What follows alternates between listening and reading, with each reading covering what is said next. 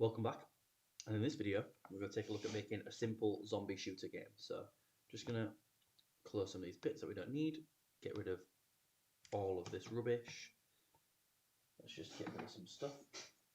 Get rid of all of that, and we'll go to the P5.play website. We'll go to the main one. I'm not using a mouse today, I'm using my keyboard's mouse, so it's a little bit, possibly a little bit noisier than normal. So I apologise for that. I'm going to replace the script as normal, give that a little run, get rid of Grammarly because we don't need that, and we're all set up to go. So we need to make some global variables first. So we'll go ahead and make these. So we need a variable for our player, so let player. We want one for our baddies, but I think we'll just worry about a group for now. So we'll do let, I'm going to call them baddies, zombies, whatever you want to call them. You don't need to call them the same name as me. And then I want some bullets. Okay, so I think at the minute we'll have them as that.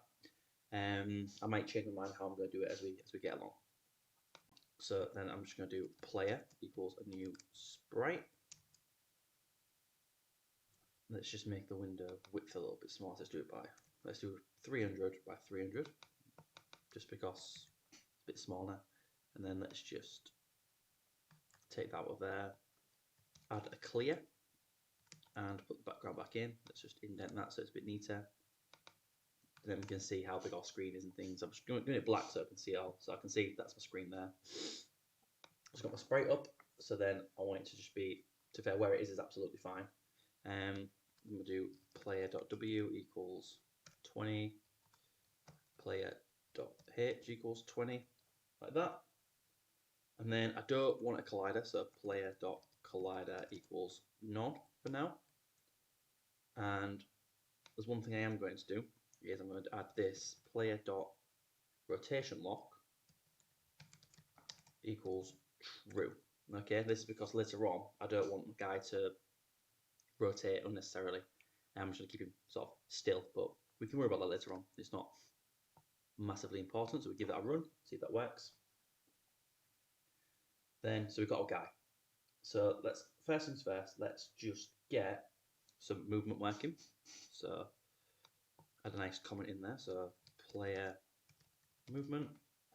I want if kb dot press in. Then let's go for w, and then all I'm going to do is do player.x. If I'm pressing W, I want to go up, so I want to be player.y minus equals, let's just say 5 pixels.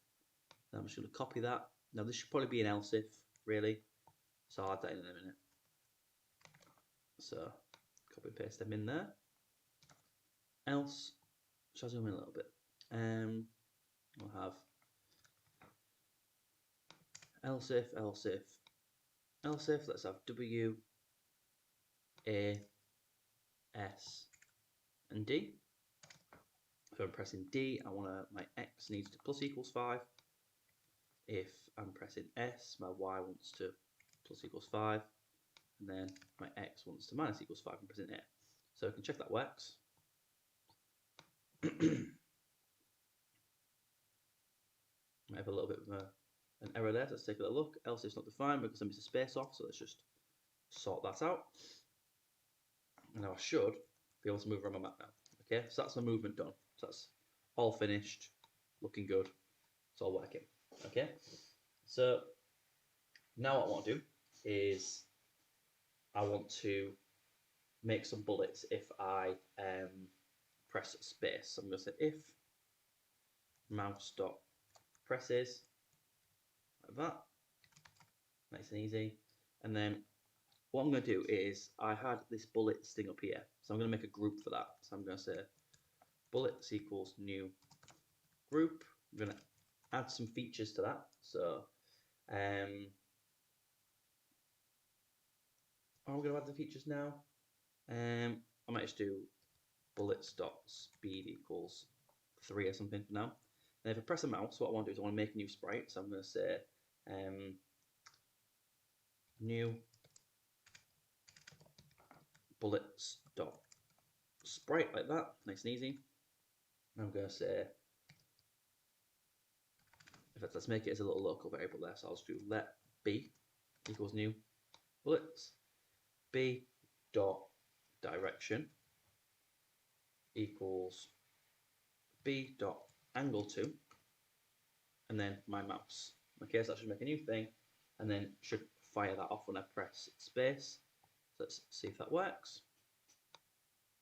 Okay, so there's my bullets. They're a little bit big, so I can go back to my bullets group and make it a bit smaller. So I can say bullets.diameter, so I want it to be a circle, equals, I don't know, 5. So now I should be able to shoot. Okay, so that's a lot of the functionality already done, so I can run around shooting people as I go. Okay, so now what I want to do is I need some things for our bad guys, our zombies that are gonna spawn on the screen. Now all I'm gonna do is make it so it's a square that comes towards our main guy. Okay, so I'm gonna have a for loop in there at some point. I'm gonna have some collisions in there, and yeah, so let's just get that spawning first. Let's just get that working. So I'm gonna say baddies equals new group. My laptop's been a bit noisy, I do apologise. Where's this new group? Baddies.w equals, I don't know, let's just do it 20 by 20.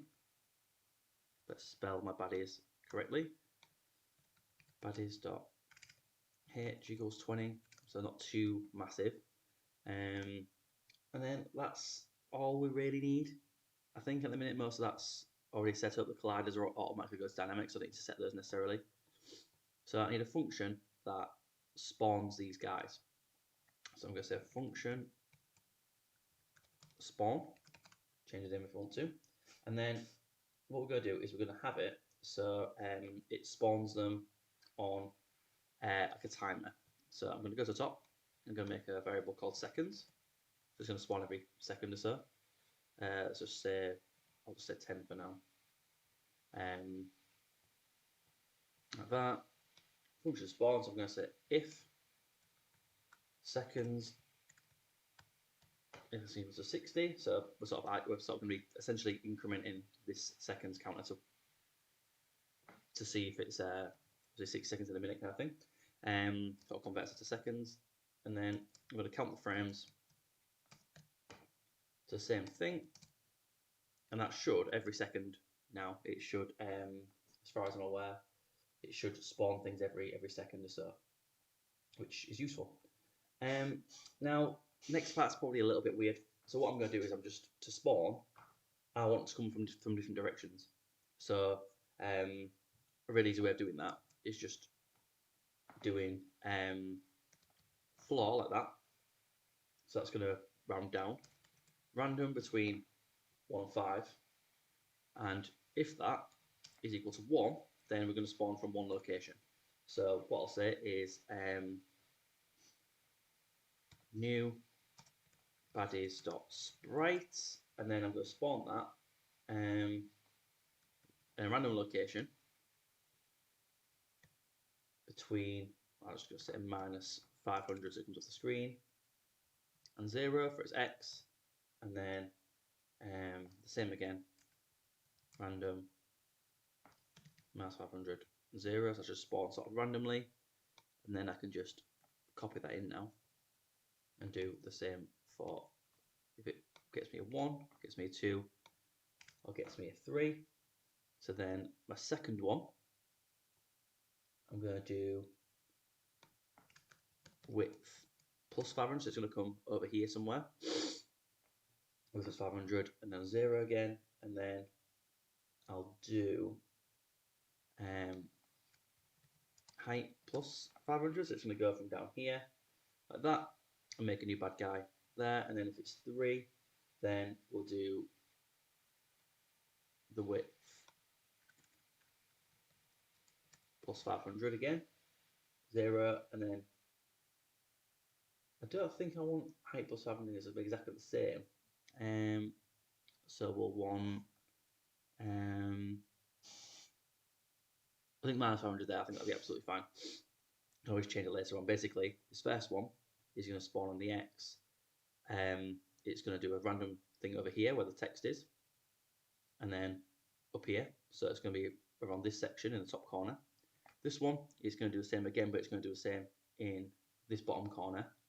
And then I think this one, if I keep it as this, it'll spawn it in the top corner from this side. So we'll have 3 corners. I should probably do it for this one as well, but for now we'll just leave it. What I should do is if I call that function in my draw, every so many seconds or so, it's going to spawn something. So now what I need to do, really easy, is I just need to for loop through each of those baddies. So I can say for let I equal 0, I is less than baddies.length, I++, nice and easy. Now I'm going to say baddies I dot move towards player, and then what speed. So I'll make a real slow speed like that. So what that should do, if it works, hopefully it will, there's no mistakes, no errors, it should, every couple of seconds or so, it should spawn something like that comes towards me. Another one should come at some point. Because I've got it on, there we go. So yeah, so things are spawning now and they'll follow me around. I can change their rotation lock as well so they don't move like that. And then what we need to do now is have it so I can shoot through. So we'll make a move, and then we're going to do another for loop for j equals 0, j is less than bullets.length, so my group for that, j++, so for every single zombie, and for every single, it's going to spam my screen now with pictures, I'm going to check a collision, so if baddies I dot collides with bullets j, so if my bullet touches them, I'm going to get rid of the baddie, so baddies I dot remove, bullets j dot remove, and then what I possibly might do is score +1 or something. So let's see if that works. So I can move around, and hopefully someone's going to spawn soon. And then you see I can now, I'm a bit faster am I? Probably better if I actually use a mouse. There we go, picks mouse up. So now I can run around and kill the zombies. And that's pretty much it. So also what you can do there is have waves where different enemies come. You might have varying types of enemies. You might have a scoring system, upgrade system, different weapons. It's entirely up to you. One video I'm going to do in the future is how you can actually change these squares and put actual sprites and animated sprites and things like that on it. So what would be a good idea is check that later and then come back and add those features in to make your game a little bit better. But hopefully that was nice and easy. If I enjoyed that and you thought it was nice and easy, can you send me some of your programs you've made? Make sure you like and subscribe, and I will see you in the next video.